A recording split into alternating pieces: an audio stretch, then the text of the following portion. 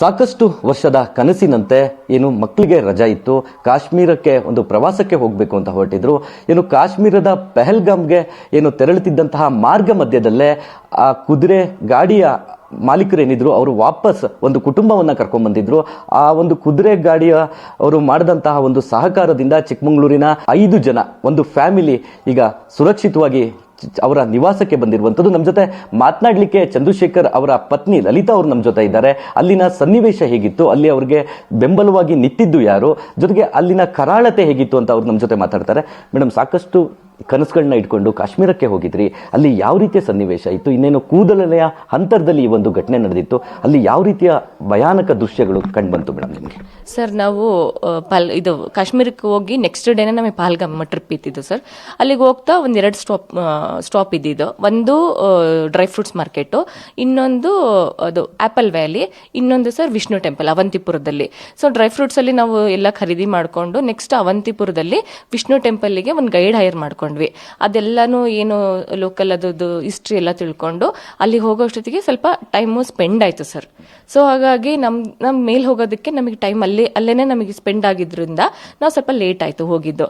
ಆಮೇಲೆ ಅಲ್ಲಿಗೆ ಹೋದ್ಮೇಲೆ ನಾವು ಕುದುರೆ ತಗೊಂಡ್ವಿ. ಕುದುರೆದು ಎಲ್ಲ ಮಾತಾಡ್ಕೊಂಡು ಹೋಗ್ಬೇಕಾದ್ರೆ ಸ್ವಲ್ಪ ದೂರ ಅದು ತುಂಬಾ ಕಲ್ಲು ಸರ್. ಅಲ್ಲಿ ಇಲ್ಲ ನಡಿಬೇಕು, ಇಲ್ಲ ಇದು ಕುದುರೆನಲ್ಲಿ ಹೋಗ್ಬೇಕು.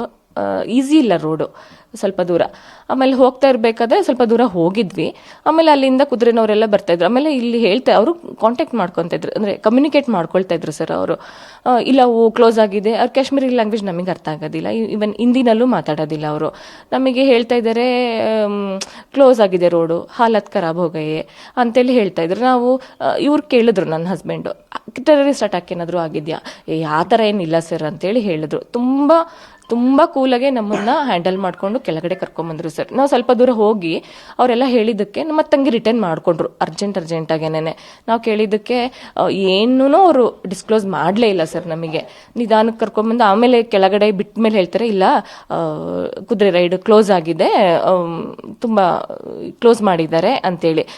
ಆಮೇಲೆ ಕಾರ್ ಪಾರ್ಕಿಂಗ್ ಹತ್ರ ಬಂದ ಮೇಲೆ ಈ ತರ ಏನೋ ಬಾಂಬ್ ಕೊಟ್ಟು ಕಳ್ಸಿದ್ದಾರೆ, ಆಮೇಲೆ ಶೂಟ್ ಔಟ್ ಮಾಡಿದ್ದಾರೆ, ಓಪನ್ ಫೈರ್ ಮಾಡಿದ್ದಾರೆ, ಕುದುರೆಗೆ ಶೂಟ್ ಮಾಡಿದ್ದಾರೆ. ಆಮೇಲೆ ಅಲ್ಲಿ ತನಕ ಅಷ್ಟೇ ನಮಗೆ ಗೊತ್ತಾಗಿದ್ದು. ಆಮೇಲೆ ಅಲ್ಲಿಂದ ನಾವು ಹೊರಟ್ವಿ ಸರ್, ಕಾರಲ್ಲಿ ಹೊರಟ್ವಿ ನಾವು. ಆಮೇಲೆ ಹೊರಟಾದ್ಮೇಲೆ ನಮ್ಮ ಕಾರ್ ಡ್ರೈವರ್ ಬಿಲಾಲ್ ಅಂತೇಳಿ ಅವ್ರು ತುಂಬಾ ಸಪೋರ್ಟ್ ಮಾಡಿದ್ರು ಸರ್ ನಮಗೆ. ಇಷ್ಟು ದೂರನೇ ಬಂದಿದ್ದೀರಾ, ಸ್ವಲ್ಪ ಫೋಟೋ ಎಲ್ಲ ತಗೊಂಡೋಗಿ, ಅದು ವ್ಯಾಲಿ ಇದೆ, ಪಹಲ್ಗಮ್ ವ್ಯಾಲಿ ಆಫ್ ಶೆಫರ್ಡ್ ಅಂತ ಒಂದು ಇದಿದೆ ಸರ್, ವೆಲ್ಕಮ್ ಬೋರ್ಡ್, ಅಲ್ಲಿ ನಿಲ್ಸ್ಕೊಂಡು ಫೋಟೋ ತೆಗ್ಸಕ್ ನಾವು ಅವರೇ ಹೇಳಿ, ಅದ್ರ ಪಕ್ಕ ಒಂದು ನದಿ ಇದೆ, ಅದೆಲ್ಲನೂ ನಾವು ಫೋಟೋ ತೆಗೆಸ್ಕೊಂಡು ಆಮೇಲೆ ಹೋಟೆಲಿಗೆ ಬಂದು ಊಟ ಮಾಡಿಸಿ ನಿಧಾನಕ್ಕೆ ಹೋಗಿ ನಮಗೆ ಬಿಟ್ರು ಸರ್. ಅದಾದ್ಮೇಲೆ ನಮಗೆ ಇಷ್ಟು ಸೀರಿಯಸ್ ಆಗಿದೆ ಅಲ್ಲಿ ತನಕನೂ, ಅಂದ್ರೆ ನಾವು ಹೊರಟು ಒಂದು 15 ಮಿನಿಟ್ಸ್ ಆದ್ಮೇಲೆ ಸರ್, ಅಲ್ಲಿಂದ ನಾವು ಹೊರಟು 15 ಮಿನಿಟ್ಸ್ ಆದ್ಮೇಲೆ ಆರ್ಮಿ, ಆಮೇಲೆ ತುಂಬಾ ಆಂಬ್ಯುಲೆನ್ಸ್. ನಾವು ಅನ್ಕೊಂಡ್ವಿ ಇಬ್ಬರಿಗೆ ಶೂಟ್ ಔಟ್ ಆಗಿದೆ, ಯಾಕೆ ಇಷ್ಟು ಆಂಬ್ಯುಲೆನ್ಸ್ ಹೋಗ್ತಾ ಇದೆ? 120 ಮೇಲೆ ಹೋಗಿದೆ ಸರ್ ಆಂಬ್ಯುಲೆನ್ಸ್. ಅಂದ್ರೆ ಗ್ಯಾಪಲ್ಲಿ 5 ಮಿನಿಟ್ಸ್ 10 ಮಿನಿಟ್ಸ್ ಗ್ಯಾಪಲ್ಲಿ ಹೋಗ್ತಾ ಇದ್ದೆ. ನಾವು ಅನ್ಕೊಂಡ್ವಿ ಅಲ್ಲಿಂದ ಸ್ವಲ್ಪ ಪ್ಯಾನಿಕ್ ಆಗಿ ಓಡ್ ಬಂದಿರೋರ್ದು ಕಾಲ್ ಇಂಜುರಿ, ಕೈ ಇಂಜುರಿ ಆಗಿರುತ್ತಲ್ಲ, ಸೊ ಅವ್ರಿಗೇನಾದ್ರೂ ಸ್ವಲ್ಪ ಮುಂಜಾಗ್ರತೆಯಿಂದ ಏನಾದರೂ ಹೋಗ್ತಿದ್ದಾರೇನೋ ಅಂತೇಳಿ ಅನ್ಕೊಂಡ್ವಿ. ನಮಗೆ ನಿಜವಾಗ್ಲೂ ಗೊತ್ತಿಲ್ಲ ಸರ್, 27 ಜನಕ್ಕೆ ಶೂಟೌಟ್ ಆಗಿದೆ, ಇಷ್ಟು ದೊಡ್ಡ ಅಟ್ಯಾಕ್ ಆಗಿದೆ ಅಂತೇಳಿ. ನಾವು ಸ್ವಲ್ಪ ಒಂದು 15 to 20 ಮಿನಿಟ್ಸ್ ಗ್ಯಾಪಲ್ಲೇ ನಾವು ಬಚಾವಾಗಿದ್ದೀವಿ. ನಾವು ಸ್ವಲ್ಪ ಅಲ್ಲಿ ಡ್ರೈ ಫ್ರೂಟ್ಸ್ ಮಾರ್ಕೆಟು ಮತ್ತು ವಿಷ್ಣು ಟೆಂಪಲ್ಲಿ ನಾವು ಟೈಮ್ ಸ್ಪೆಂಡ್ ಮಾಡಿದ್ದಕ್ಕೆ ನಾವು ಇಲ್ಲಿ ಉಳ್ಕೊಂಡ್ವಿ ಸರ್. ಇಲ್ಲಾಂದರೆ ನಾವು ಏನೂ ನೋಡ್ದಂಗೆ ನಾವು ಬೇಗನೆ ಹೋಗ್ಬಿಟ್ಟಿದ್ವಿ. ಇನ್ನೊಂದ್ಸರಿ ನಾವು ಡ್ರೈ ಫ್ರೂಟ್ಸ್ ತೊಗೊಳ್ಳೋಣ ಅಥವಾ ವಿಷ್ಣು ಟೆಂಪಲ್ ಹೋಗ್ತಾ ನೋಡೋಣ ಅಂದಿದ್ದಿದ್ರೆ ನಾವು ಆಲ್ಮೋಸ್ಟ್ ಅದೇ ಸ್ಪಾಟಲ್ಲೇ ಇರಬೇಕಿತ್ತು ಸರ್. ನಾವು ಘಟನೆ ನಡೆದಿತ್ತು ಮೇಡಮ್, ಆ ಜಾಗದಿಂದ ನೀವು ತೆರಳುತ್ತಿದ್ದಂತಹ ಮಾರ್ಗದ ಆಪೋಸಿಟ್ ನಲ್ಲಿ ಯಾರಾದ್ರೂ ಬರ್ತಾ ಇದ್ರ ಪ್ರವಾಸಿಗರು? ಬರ್ತಾ ಇದ್ರು ಕುದುರೆನಲ್ಲಿ, ಬಟ್ ಓಡ್ಕೊಂಡು ಯಾರು ಬರ್ತಾ ಇರಲಿಲ್ಲ ಸರ್.